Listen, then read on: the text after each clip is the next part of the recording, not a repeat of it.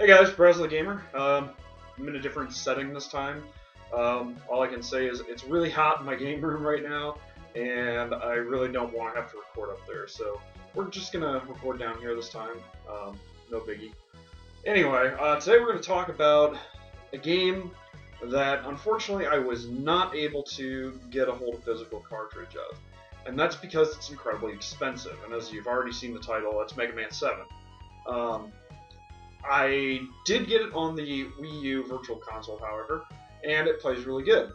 Um, Mega Man 7 came out after Mega Man X, and Mega Man X2 had already been released, and I had already played those two prior to playing Mega Man 7.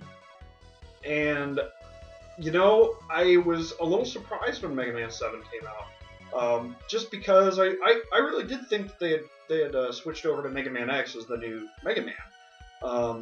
As the new Mega Man franchise, and I didn't think that we'd see another normal Mega Man game off of or outside of the X franchise.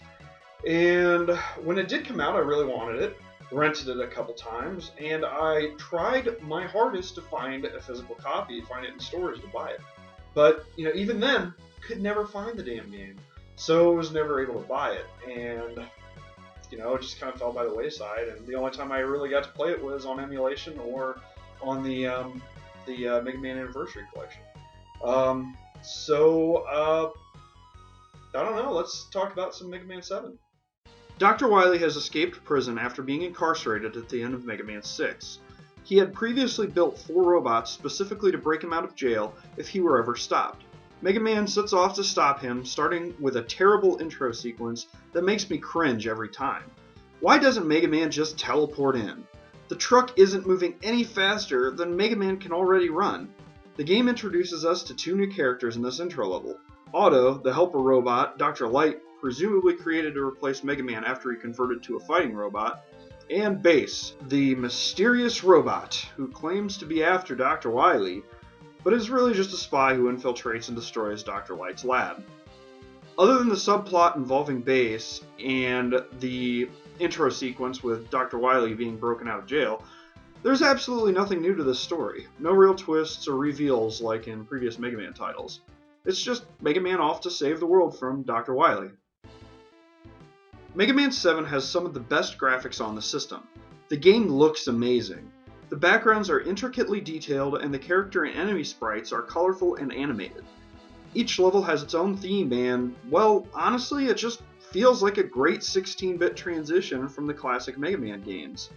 Each level has its own theme, as a Mega Man game should, and the mid-game Robot Museum stage is particularly fun because you get to see 16-bit renditions of 8-bit Robot Masters.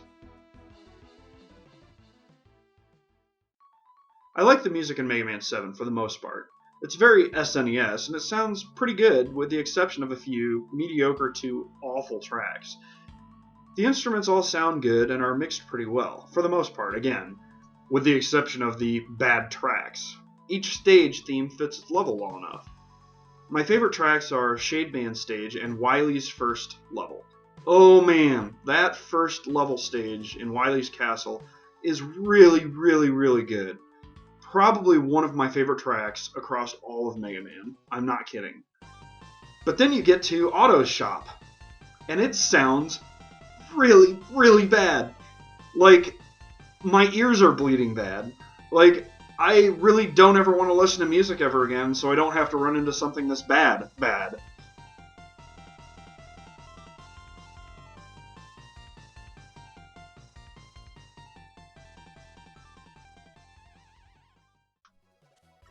Sound effects aren't great across the board. Some of them sound a little too cartoony, especially Mega Man's regular shot and his landing. Some of the other sound effects are pretty good, but those 2 that I just mentioned stick out. Mega Man feels a bit clunky and slow compared to his NES counterpart. This may be because he fills so much of the screen this time.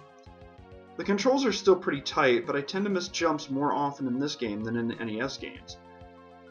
The Mega Buster shot only equals 2 regular shots, which is infuriatingly inconsistent with the other games in the series where it equals 3 regular shots. This makes charging the Mega Buster almost useless in any situation outside of boss fights. Boss fights are a lot harder in this game than they are in past Mega Man games if you only fight with your Mega Buster. Some boss fights are laughably easy when you have their weakness weapons. There are a lot more mini-bosses in this game, which I like. One mini-boss in particular that I really find enjoyable is the giant pumpkin battle in the middle of Shade Man's stage. Depending on which way you kill him, he'll open a different area for you to explore. Rush has his original Rush Jet and Coil abilities, plus a search function that allows you to find hidden items. In addition, Rush has a new adapter that works much the same way that the Rush Jet and Rush Power adapters worked in Mega Man 6. It's a combination of both, giving Mega Man a double jump dash, a short-ranged, powerful punch shot, and the inability to slide. Lastly, Dr. Wily's final form is probably the most notoriously difficult final boss battle in any Mega Man game. It's incredibly freaking hard, and the difficulty spike is just tremendous. I would highly recommend making sure you have all of your energy tanks and weapon tanks and even that little special tank all in your inventory before you take on Dr. Wily.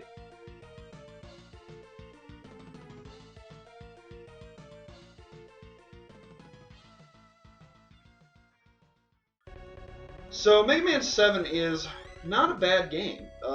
It's actually a pretty quality game. It's also, I think, a pretty good Mega Man game. It's not the best in the series by any means, but it's still a lot of fun to play, and I still like picking it up and giving it a shot every now and then. If you want a physical cart, be prepared to pay a lot of money.